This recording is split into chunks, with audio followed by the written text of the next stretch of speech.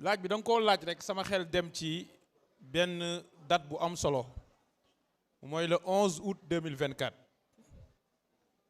il y avait Barro et moi dans le même panel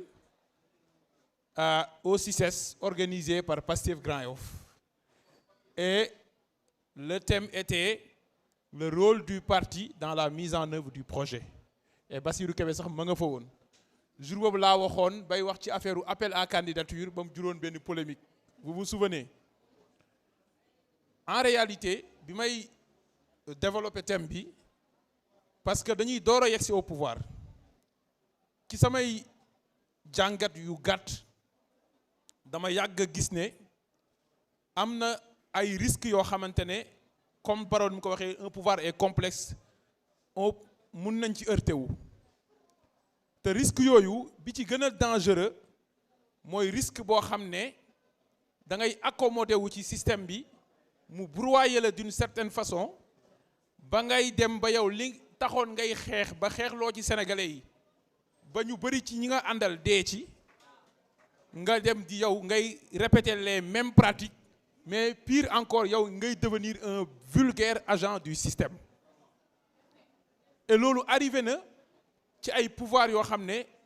waxuma la dañoo jaar ci élection ñu fal leen de maanaam ñooñu dañoo jaar par la révolution au sens de révolte où dañoo changer même république daaneel nguur ñu ñëw def li pire li nga xam ne moo amoon moo tax risque boobu pour ñu def tout ba adopter une posture ou une démarche qui va aboutir à la mitigation de ce risque li ñu koy permettre mooy la prise en main de l'État la prise en main de l'État et la prise en main de l'État se passe par deux éléments essentiels, deux étapes. La première étape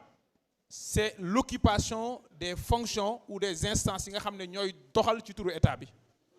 Cette étape-là, elle a été franchie par Pastef. La deuxième étape mooy Pastef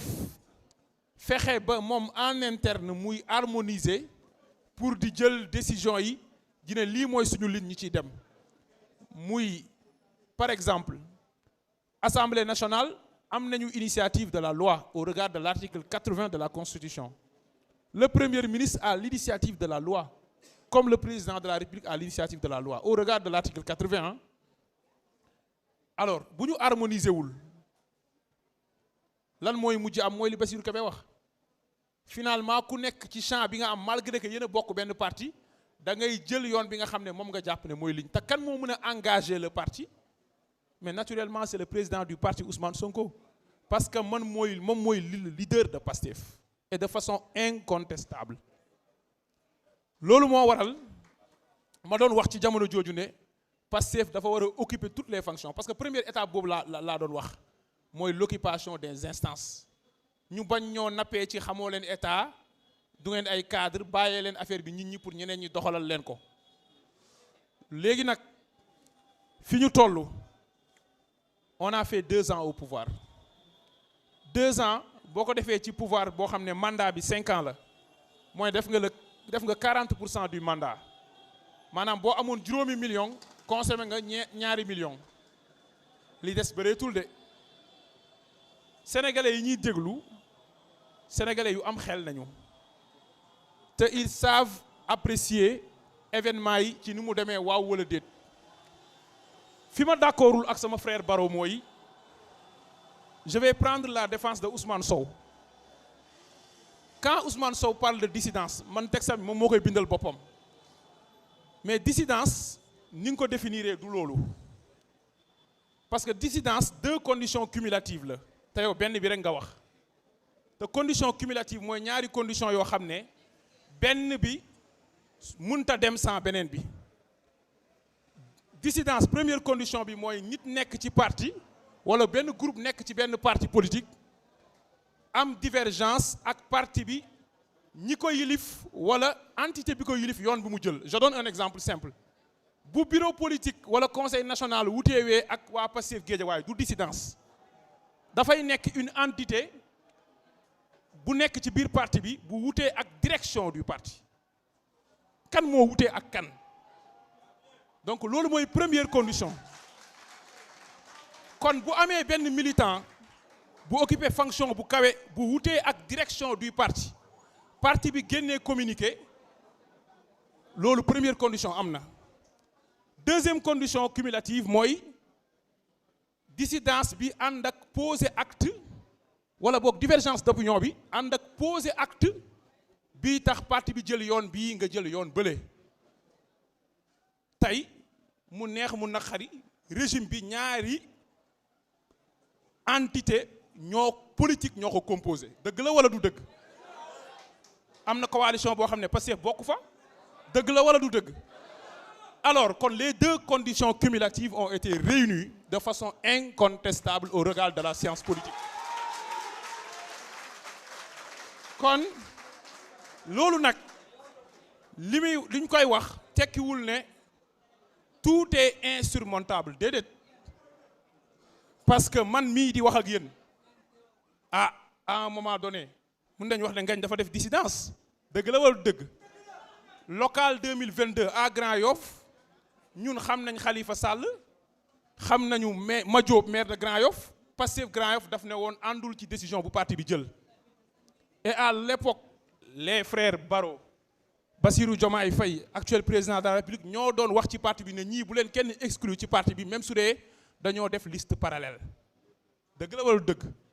Pastef Guédiawaye bii ñoom Alpha Ba dañoo defoon liste parallèle. kon je suis d'accord avec mon frère Ousmane Abdoulaye Baro que rien n'est insurmontable waaye nag qualifions les faits comme tels parce que ne pas qualifier les faits c'est brûler le monde. moo tax ñu naan monde bi moom lu koy yàq mooy ñu bañ leen jox seen sens. parce que li may wax tout le temps problème boo ko bëggee régler da nga koy situer mais da nga koy admettre mais boo feebaree te nangu woo de feebar nga est-ce que di nga dem hôpital bañ lay jox garab nga faju. loolu laa bëggoon wax sur le sujet wasalaamaaleykum. merci Ngagne. C'est heureux quand même d'entendre que les problèmes ne sont pas insurmontables. On est dans une famille. Pour permettre Baro de rebondir par rapport à tout cela, Baro, est-ce que la solution n'est pas le parti? Est-ce que la solution n'est pas le parti? Bien sûr. Solution est parti bi la. Mais damay répondre si réponse Ngagne bi. Aminata Traoré, ancienne ministre de la culture du Mali, moo doon wax naan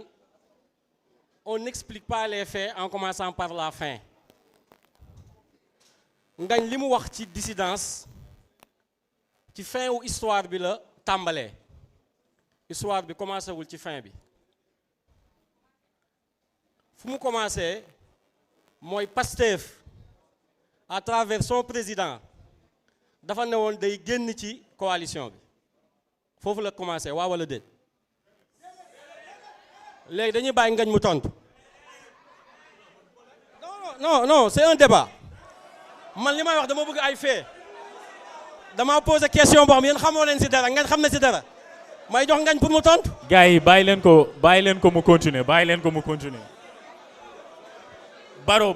kon ma continuer tu peux déployer ta réflexion. Vas-y, tu déploies ta réflexion. kon ma continuer kon yéen ñemewu leen débat bi. Ngagne il est d'accord avec toi. Vas-y Baro. kon je continue. xam nga lan laa leen di ñaan bu dee mën ngeen ma koo may. mooy ngeen wax seen xalaat ci situation bi. ngeen wax seen position ci situation bi. mais ngeen bañ cee sori ngeen bañ koo trancher. parce que su fekkee ni Pastef parti politique la bu mat parti politique te gëm naa ni parti politique bu mat parti politique la donte ni mu ngi ci ay problème bureau politique bu Pastef gars yi faaw ñu dégloonte nañ may Baro mu wax. nañ may Baro mu wax parce que ñeneen ñi bu ñuy wax dañ leen di déglu nañ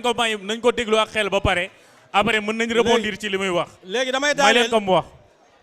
damay bàyyi parole bi ñi ngeen bëgg a déglu ñu wax comme ça yéen ngeen dégg li ngeen bëgg a dégg